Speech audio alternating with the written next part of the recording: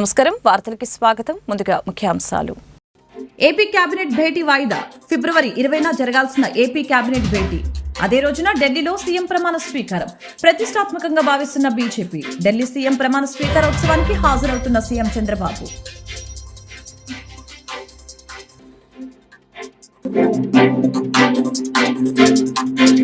ఏపీలో ఏ ఒక్క రైతు సంతోషంగా లేడని ఈ దీనస్థితికి కూటమి ప్రభుత్వమే కారణమని మాజీ ముఖ్యమంత్రి జగన్మోహన్ రెడ్డి గుంటూరు మిర్చి రైతులకి సంఘీభావం తెలిపిన జగన్ కూటమి ప్రభుత్వ నిర్లక్ష్యంతో రైతులు చాలా కష్టాలు పడుతున్నారని వ్యాఖ్య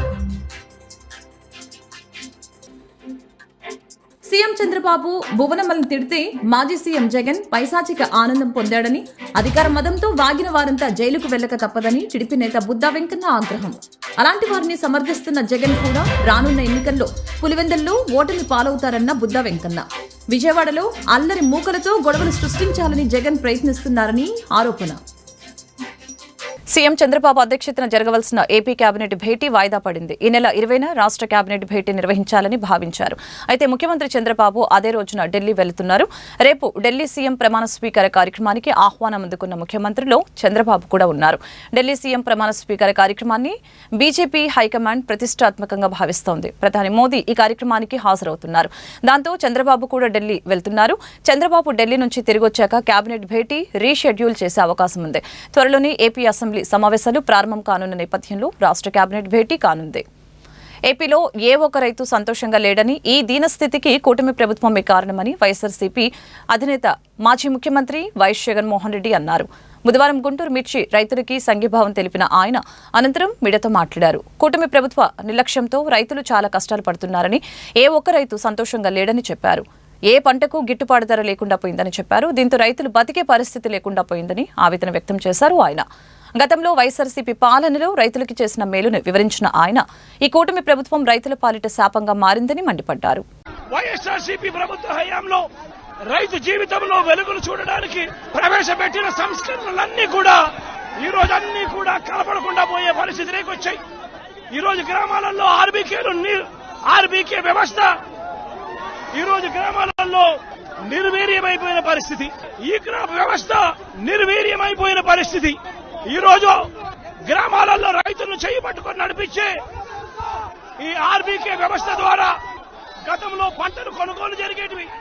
ప్రతి రైతు కూడా ఈ క్రాప్ కింద రిజిస్టర్ చేసుకున్న ప్రతి రైతుకు కూడా గిట్టుబాటు ధరలు వచ్చే విధంగా ఆర్బీకేలో ఈ మాదిరిగా పోస్టర్లు కనిపించేటివి.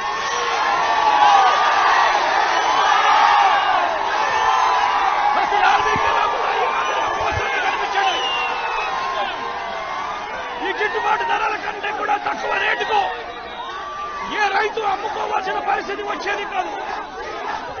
ఒకవేళ అమ్ముకోవాల్సిన పరిస్థితి ఏ రైతుకైనా ఉంటే ఆ రైతు ఆర్బీకేకి వచ్చి రిజిస్టర్ చేసుకుని 1907కు ఫోన్ చేస్తే చాలు ఆ రైతులకు వెంటనే ప్రభుత్వం జోక్యం చేసుకుని పంటలు కొనుగోలు చేసే పరిస్థితి. ఆ రోజుల్లో ధాన్యం ప్రొక్యూర్మెంట్ కు 65,000 కోట్ల రూపాయలు ఖర్చు చేసి ధాన్యం కొనుగోలు రాష్ట్ర ప్రభుత్వం రైతులకు గిట్టుబాటు ధర ఇప్పించే కార్యక్రమం చేస్తే ఈ రోజు ధాన్యం కొనుగోలులో ఏ రైతుకు కూడా కనీస ధర రాలేదు. ప్రతి ఇతర పంటల కొనుగోలుకు వైఎస్ఆర్సీపీ ప్రభుత్వ హయాంలో 7,000 కోట్ల రూపాయల పైచీలకు ఇతర పంటల కొనుగోళ్ల కోసం ఖర్చు చేసి ప్రతి రైతును కూడా ఆదుకున్న పరిస్థితి మా ప్రభుత్వంలో ఉంటే ఈ రోజు రైతులకు గిట్టుబాటు ధర ఇప్పించాలన్న ఆలోచన లేదు. ఆర్బీకేల ద్వారా కొనుగోలు చేయాలి అన్న ఆలోచన లేదు. ఒక నంబర్ ఫోన్ కొడితే చాలు ప్రభుత్వం స్పందిస్తుందన్న నమ్మకం ఈ రోజు రైతుల్లో కూడా కరువైపోయిన పరిస్థితులు ఈ రోజు రాష్ట్రంలో కనిపిస్తా ఉన్న పరిస్థితులు. ఈ రోజు ప్రతి వ్యవస్థ కూడా నిర్వీర్యమైపోయిన పరిస్థితి. ఆర్బీకేలు నిర్వీర్యమైపోయాయి. ఆర్బీకేలో అనుసంధానంగా ఉన్న ఇంటిగ్రేటెడ్ ల్యాబ్స్ ఈ రోజు నిర్వీర్యమైపోయినాయి. గతంలో ఎవరైనా కల్తీ విత్తనాలు అమ్మాలనుకుంటే ప్రభుత్వం ఉంది అని చెప్పి భయపడే పరిస్థితి నుంచి ఈ రోజు యథేచ్ఛగా ప్రభుత్వం దగ్గరుండి ఆర్బీకేల ద్వారా ఎరువులు సప్లై విత్తనాల సప్లై ఆపేసిన కార్యక్రమం జరుగుతా ఉంది. ఎరువుల సప్లై, విత్తనాల సప్లై, పెస్టిసైడ్ సప్లై ఆర్బీకేల ద్వారా పూర్తిగా నశించిన పరిస్థితులలో ఈరోజు ఎరువులు కొనాలంటే రైతులు ప్రైవేట్ బ్రోకర్ల దగ్గర కొనాల్సి వస్తా ఉంది. ప్రైవేట్ డీలర్ల దగ్గర కొంటే వాళ్ళు కనీసము 100 రూపాయల నుంచి 400 రూపాయలు బ్లాక్ లో అమ్ముతా ఉన్న పరిస్థితి ఎరువులకు సంబంధించి. ఈరోజు క్వాలిటీ కంట్రోల్ చేసే విషయంలో ప్రభుత్వం పూర్తిగా ఫెయిల్ అయిపోయిన పరిస్థితులు కనిపిస్తా ఉంది. నాణ్యమైనటి మాత్రమే అమ్మే పరిస్థితి గతంలో ఆర్బీకేల ద్వారా చేస్తే రాష్ట్ర ప్రభుత్వం ఈరోజు నాణ్యమైనటివి ఏవి కూడా రైతులకు సప్లై కాకుండా ఉండే పరిస్థితి ఈ రోజు రాష్ట్రంలో నెలకొని ఉంది. ఇప్పటికైనా రాష్ట్ర ప్రభుత్వం కళ్ళు తెరిచి రైతులకు పెట్టుబడి సహాయం కింద వాళ్ళు ఇస్తామని చెప్పిన పీఎం కిసాన్ కాక 20,000 రూపాయలు ఏదైతే ఇస్తామని చెప్పారో అది కూడా రైతులను మోసం చేసిన పరిస్థితిలో ఈ రోజు రాష్ట్ర ప్రభుత్వం కనిపిస్తా ఉంది.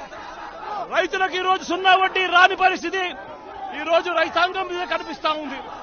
ఈ రోజు ప్రతి విషయంలోనూ కూడా రైతులు ఈ ప్రభుత్వంలో నష్టపోయిన పరిస్థితుల మధ్య చంద్రబాబు నాయుడు గారు ఇప్పటికైనా కళ్ళు తెరవాలి, గుంటూరు మిర్చి యార్డుకు రావాలి, వచ్చి రైతుల కష్టాలు తెలుసుకొని రైతులకు కనీస గిట్టుబాటు ధర వచ్చే విధంగా రైతుల కోసం చంద్రబాబు నాయుడు గారు గట్టిగా నిలబడకపోతే తీవ్రమైన పరిణామాలుంటాయి. రాబోయే రోజుల్లో రైతుల తరపున చంద్రబాబు నాయుడు గారిని హెచ్చరిస్తా ఉన్నాం.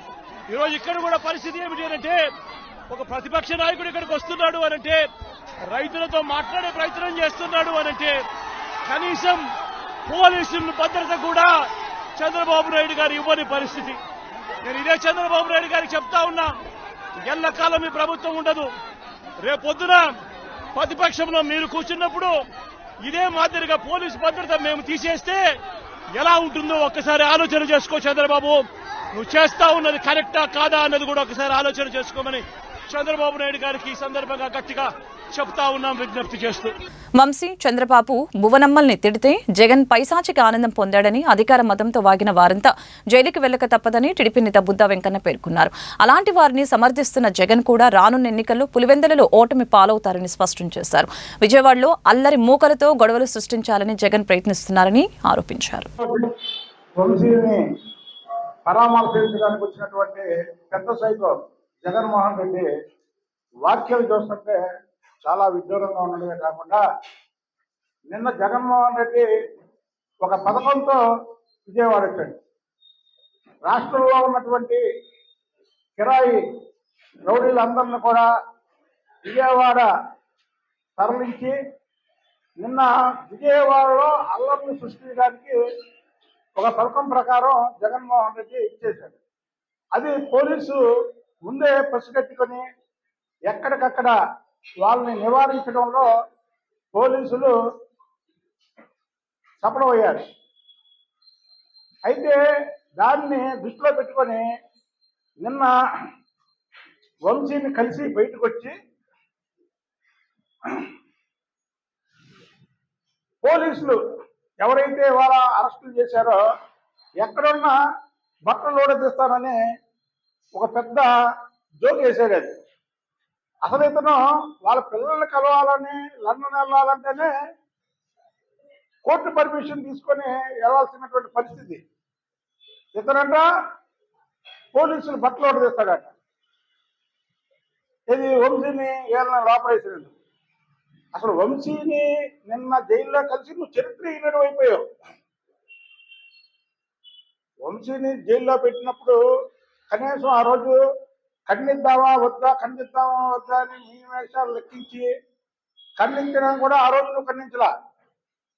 తర్వాత ఎప్పుడైతే ఇవాళ వైసీపీ మళ్ళీ ఎమ్మెల్యేలు పక్కదారి పడతారని ఒక టాక్ వచ్చిందో దాన్ని చూసి మళ్ళీ నిన్న వంశీని కలవడం మొదలుపెట్టాడు. పిన్నెల్లి రామకృష్ణారెడ్డిని కలిసావు, వల్లభనేని వంశీ కలిసావు. సరే, నేను నందిగామ సురేష్ మంచాడని చెప్పను. నందిగామ సురేష్ ఒక దళితుడు. ఆ దళితుడు 4 నెలలు జైల్లో ఉన్నాడు. ఎందుకు కలవలా నువ్వు? దళితుల మీద నువ్వు ప్రేమ లేదు, దళిత వ్యతిరేకివి. అలాగే ఇవాళ వంశీ ఎవరిని కిడ్నాప్ చేశాడు, ఎవరిని బెదిరించాడు? ఒక దళితుడిని. అంటే దళితుల్ని బెదిరించి దళితుల్ని కిడ్నాప్ చేసిన వాళ్ళ మీద నువ్వు వెళ్ళి పరామర్శించడం ఏంటి? కొడాలి నాని, వల్లభనేని వంశీ, దేవినేని అవినాష్ అంటే చంద్రబాబుకి అసూయ అంట. తెలిసి మాట్లాడుతున్నావా, తెలియక మాట్లాడుతున్నావా?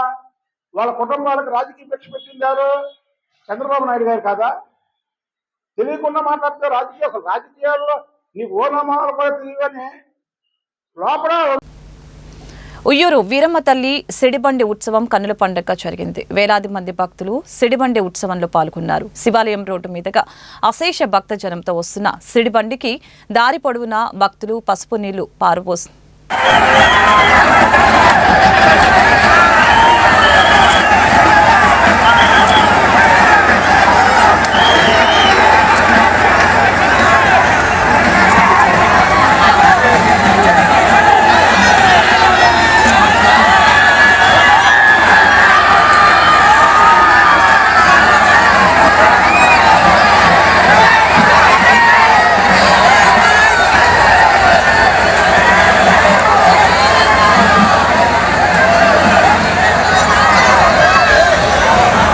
బిల్లులు లేకుండా జీటీ ఎక్స్ప్రెస్ లో ఆగ్రా నుంచి విజయవాడకు తీసుకువచ్చిన 107 కిలోల వెండిని ప్రభుత్వ రైల్వే పోలీసులు స్వాధీనం చేసుకున్నారు. సాధారణ తనిఖీల్లో భాగంగా తనిఖీలు నిర్వహిస్తూ ఉండగా బిల్లులు లేని సుమారు ₹1 కోటి పైచిలుక విలువగల వెండి ఆభరణాలను స్వాధీనం చేసుకున్నామని విజయవాడ రైల్వే స్టేషన్ ప్రభుత్వ railway police CI JV Ramana తెలిపారు. స్వాధీనం చేసుకున్న ఆభరణాలని సరైన పత్రాలు లేని కారణంగా జీఎస్టీ అధికారులకు అప్పగించామని చెప్పారు.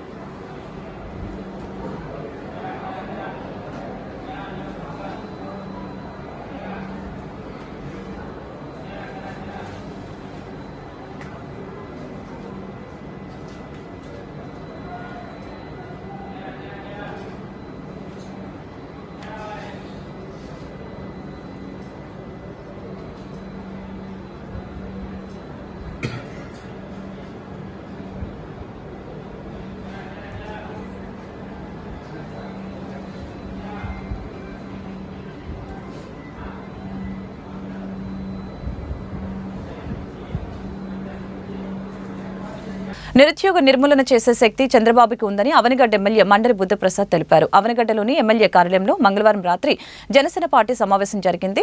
బుద్ధప్రసాద్ మాట్లాడుతూ కూటమి ఎమ్మెల్సీ అభ్యర్థి ఆలపాటి రాజాను గెలిపించేందుకు జనసేన మండల గ్రామ అధ్యక్షులతో పాటు ప్రజాప్రతినిధులు 50% జనసేన కోటాలో నామినేటెడ్ పదవులు పొందిన ప్రతి ఒక్కరు కూడా కృషి చేయాలని ఈ సందర్భంగా పిలుపునిచ్చారు. ఆ నిరుద్యోగ నిర్మూలన చేయగల శక్తి చంద్రబాబు తప్ప మరొకరు లేదన్న విషయం కూడా గుర్తించాల్సిన అవసరం ఉంది. ఎందుకంటే ఏదైనా పరిశ్రమలు తేగల శక్తి, ఐటీని ప్రోత్సాహం చేయగల శక్తి, లేదా ఆర్టిఫిషియల్ ఇంటెలిజెన్స్ లేదా రాష్ట్రాన్ని ముందుకు తీసుకెళ్ళాలని ఆలోచన చేయగల శక్తి ఆయనకు మాత్రం ఉంది. అంచేత రానున్న రోజుల్లో ఈ అవకాశాలు అందిపించుకోవడానికి యువతకి చాలా అవకాశాలు ఉన్నాయి అన్నది ఒకటి చెప్పాల్సిన అవసరం. ఈ రకంగా అంటే వివిధ వర్గాల వాళ్ళు ఉంటారు. అలాగే రైతాంగ కుటుంబాల నుంచి వచ్చిన వాళ్ళకి మనం చాలా అవకాశాలు కల్పించాం. రైతుకి న్యాయం చేసే ప్రయత్నం చేసాం. అంచేత రైతులకు సంబంధించిన వాళ్ళు, రైతాంగానికి సంబంధించిన వాళ్ళు కూడా మనం బలపరచాలని చెప్పుకోవాలి. అలాగే రిటైర్డ్ ఉద్యోగస్తులకి వాళ్ళందరికీ పెన్షన్ వాళ్ళు సక్రమంగా ఇస్తున్నాం. ఈ వర్గాలను మనం ఆకట్టుకునే ప్రయత్నం ఖచ్చితంగా చేయాలని చెప్పి ఈ సందర్భంగా కోరుకుంటూ, అలాగే న్యాయవాదులు ఉన్నారు ఇప్పుడు ఇటు ముందు సరే న్యాయవాదులు కూడా న్యాయాన్ని అనుసరించి కోర్టుని బలపరచాలని చెప్పి వాళ్ళని కూడా కోరాల్సిన అవసరం ఉంది. అంచేత దేంట్లో రకరకాల వర్గాల వాళ్ళు ఉన్నారు. ఈ రకరకాల వర్గాల్ని మనం ఏ విధంగా మనం ఆకట్టుకొని మనం ముందు తీసుకెళ్తామన్నది ఒక ఆలోచన చేయాలి. నేను ఒకటే మిమ్మల్ని కోరేదంటే మీరు వెళ్ళి ఈ ఓటర్లను కలిసారనుకోండి, తద్వారా ఏమైందంటే మీకు కూడా కొంత అనుభవం వస్తుంది. పట్టభద్రులను కలవటం అంటే అది ప్రత్యేకించి జరిగే పని కాదు. అది మామూలు ఎలక్షన్ వేరు, మామూలు ఎలక్షన్లో మన ప్రచారం ఆ కథ వేరు. కానీ ఇక్కడ మీరు పట్టభద్రులు అంటే బాగా చదువుకున్న వాళ్ళు, వాళ్ళ దగ్గరికి వెళ్ళి మీరు కలిసినప్పుడు ఏంటంటే వాళ్ళతో మీకు కొంత పరిచయాలు ఏర్పడతాయి, మిమ్మల్ని కూడా వాళ్ళు గుర్తించే అవకాశాలు కలుగుతాయి. అంచేత దీన్ని ఆ రకంగా అవకాశం తీసుకొని మీరు ఎక్కువగా పరిచయ బాధ్యత పెంచుకోండి.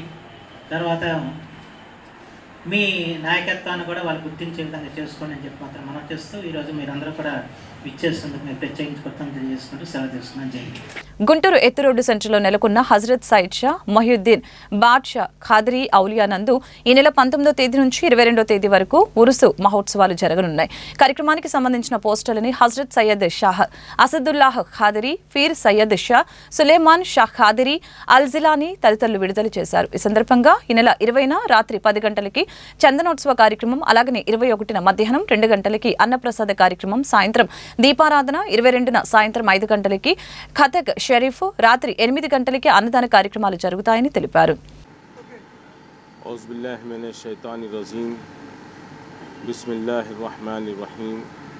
اللهم صل على سيدنا شفيعنا وحبيبنا مولانا محمد وعلى آل سيدنا مولانا محمد وبارك وسلم والصلاة والسلام عليك يا سيدي يا حبيبي والصلاة والسلام عليك يا رسول الله صلى الله عليه وآله وعلى كماله غوثنا غوث الأعظم أبو محمد معين الدين شيخ عبد القادر الجيلاني اقصدني بحق لا إله إلا الله محمد رسول الله صلی اللہ علیہ وآلہ وسلم.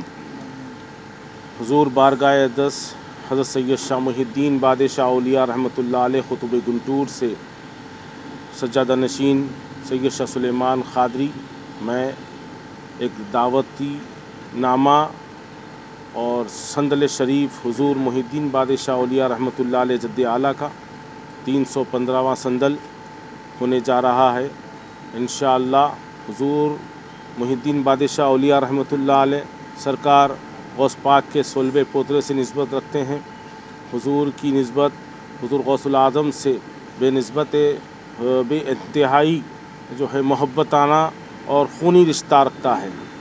آپ تمام گنٹور شہر میں خوش نصیب لوگ ہیں کہ حضور غوث پاک کی اولادوں میں سے ایک واحد ایک ایسی بارگاہ ہے قطب گنٹور حضرت سید شاہ محی الدین بادشاہ اولیاء رحمۃ اللہ علیہ کی کہ اس پہ آج تک بھی 315 سال سے یہ فیضان سب کو بڑھتے ہوئے آ رہا ہے. حضور محی الدین بادشاہ اولیاء رحمۃ اللہ علیہ کی حضور محی الدین بادشاہ اولیاء رحمۃ اللہ علیہ آپ حضور جو ہے 910 ہجری میں حضور جو ہے گنٹور مرتضیٰ نگر میں تشریف لائے تھے. اس ٹائم کے پر حالات مرتضیٰ نگر کے وہ تھے کہ جو ہے ایمان اور جو ہے اسلام کی کوئی معبودیت اور مخفیت نہیں تھی. اس کے بعد میں حضور محی الدین بادشاہ اولیاء رحمۃ اللہ علیہ قطب گنٹور آپ ہجرت کیے, تمام لوگوں کو کلمہ توحید پڑھائے. اس کے بعد میں جو ہے کئی لوگ مسلمان ہوئے, اچھے سے اچھے پیغام عطا کرے سب کو اور اس دین اور دنیا کی جو ہے تعلیمات عطا کرے. انشاءاللہ اس سے آج تک بھی فیض پہ اور سائم اور جاری عطا فرما رہے ہیں. تو آپ تمام سے گزارش ہے کہ حضور محی الدین بادشاہ اولیاء رحمۃ اللہ علیہ کے سندل میں شریک ہوئیے. تمام اور جتنے گنٹور کے لوگ ہیں, اضلاع کے لوگ ہیں, ڈسٹرکٹ کے اور کڑپوجی جتنے بھی آگے جتنے بھی ضلع ہیں, ان تمام سے میں گزارش کرتا ہوں آئیے برابر سندل شریف میں شریک ہوئیے, ثواب دارین حاصل کریے. اور حضور محی الدین بادشاہ اولیاء رحمۃ اللہ علیہ کے سکڑ پوترے حضرت سید شاہ میرے پردادا حضور سید شاہ اسداللہ شاہ خادری رحمۃ اللہ علیہ سرکار کا بھی سندل شریف سندل میں حضور محی الدین بادشاہ اولیاء رحمۃ اللہ علیہ کے ساتھ میں سندل ملایا جاتا ہے. میرے پردادا حضور سید شاہ اسداللہ شاہ خادری رحمۃ اللہ علیہ سرکار آج سے جو ہے 90 سال پہلے سندل شریف کرنے کے لیے گنٹور سے حیدرآباد سے گنٹور آئے تھے. تو حضور جو ہے ارشاد فرماتے ہیں میرے پردادا سرکار کے سندل میرے جد اعلیٰ کا میرے ساتھ میں ملائے. تو سرکار کے صدقے میں ان کی زندگی میں جو ہے سرکار جو ہے اگر اپنی نصیحت دیے ہیں ہمارے. ఆంధ్రప్రదేశ్లో కులగణన ప్రక్రియ వెంటనే ప్రారంభించాలని బీసీ సంక్షేమ సంఘం జిల్లా అధ్యక్షులు కుమ్మర క్రాంతికుమార్ డిమాండ్ చేశారు. ఎన్నికల్లో ఇచ్చిన హామీ మేరకు బీసీలకు సంక్షేమ పథకాలు అందించడంలో ఎన్డీఏ కూటమి ప్రభుత్వం విఫలమైందని ఈ సందర్భంగా మండిపడ్డారు. తెలంగాణ రాష్ట్రంలో కులగణన పూర్తి చేసినప్పుడు మన రాష్ట్రంలో ఎందుకు చేపట్టారని ఈ సందర్భంగా ప్రశ్నించారు. ఇందులో భాగంగా బీసీ సంక్షేమ సంఘం బాపట్ల జిల్లా కమిటీలో పలువురికి నూతనంగా పదవులు కేటాయించారు.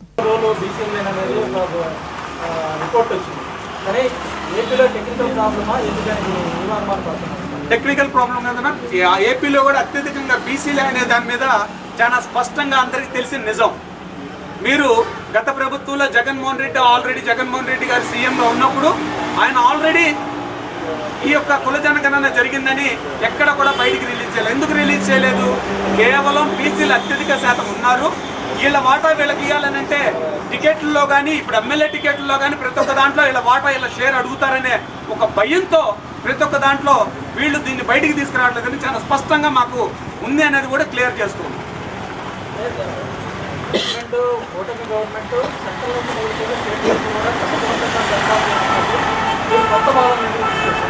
ఇది కొత్త వాదం కాదనా? అసలు ఏదైతే కూటమి ప్రభుత్వం పెట్టిందో జనగణన స్పష్టంగా మా వాటా మాకు ఇస్తామని చెప్పిన ప్రభుత్వాలనే మేము అడుగుతున్నాం. మేము అడిగిన ప్రశ్న కాదది.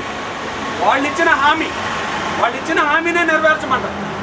మాకు చాలా స్పష్టంగా క్లియర్గా తెలిసిన విషయం ఏంటంటే ప్రతి ఒక్క నియోజకవర్గంలో 50 to 60% ఈ బీసీలు ఉంటారు, ఇంకొక 15-20% ఎస్సీ ఎస్టీలు ఉంటారు, తక్కిన 20% మాత్రమే ఓసీలకు కన్ఫర్మ్ అయి ఉంటుంది.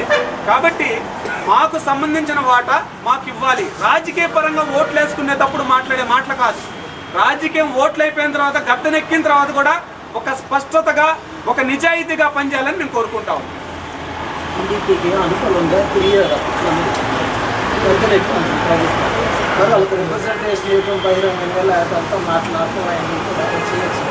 ఆల్రెడీ రిప్రజెంటేషన్స్ ఇవ్వడం జరుగుతూ ఉంది. మీరు రిప్రజెంటేషన్స్ ఇవ్వకుండా ఈ ప్రెస్ మీట్ పెట్టలేదు. ఆల్రెడీ ఇప్పటికే సీఎం గారి దృష్టికి కూడా ఈ విషయాన్ని తీసుకెళ్ళడం జరిగింది. కానీ వాళ్ళు ఈ యొక్క విషయాలను ఏం చేస్తున్నారని అంటే వాళ్ళు ఏదో బిజీగా ఉన్నారు, మేము ఆ పని మీద ఉన్నాం, ఈ పని మీద ఉన్నామని అసలు పనిని మర్చిపోతున్నారని చాలా స్పష్టంగా తెలుస్తూ ఉంది. కాబట్టి ఏదైతే వాళ్ళు మాకు హామీలు ఇచ్చారో దాని మీద ముందర ఒక స్పష్టత, రాష్ట్ర బడ్జెట్ గురించి తెలుసు, రాష్ట్ర స్థితిగతుల గురించి తెలుసు, అన్ని గురించి మాకు తెలుసు. కానీ ముందర ఎందుకు మేము మద్దతు ఇచ్చామో కూడా మీ అందరికీ తెలుసు. ప్రెస్ వారందరూ కూడా ఆ రోజు సహకరించారు. అన్ని విషయాల్లో కూడా ఈ రోజున్న పరిస్థితుల్లో మా జనగణన మా యొక్క స్థితిగతులు మెరుగుపడాలని అంటే తప్పకుండా మా వాటా మాకు వచ్చే విషయంలో మేము పోరాటం ఆగం. అది ఏ ప్రభుత్వం అయినా ఎవరు వచ్చినా కానీ పోరాటం ఆగే ప్రసక్తి లేదని తెలియజేస్తున్నాం. వార్తలు ముగించే ముందు ముఖ్యాంశాలు మరొకసారి. ఏపీ కేబినెట్ భేటీ వాయిదా. ఫిబ్రవరి 20న జరగాల్సిన ఏపీ కేబినెట్ భేటీ అదే రోజున ఢిల్లీలో సీఎం ప్రమాణ స్వీకారం. ప్రతిష్టాత్మకంగా భావిస్తున్న బీజేపీ. ఢిల్లీ సీఎం ప్రమాణ స్వీకారోత్సవానికి హాజరవుతున్న సీఎం చంద్రబాబు.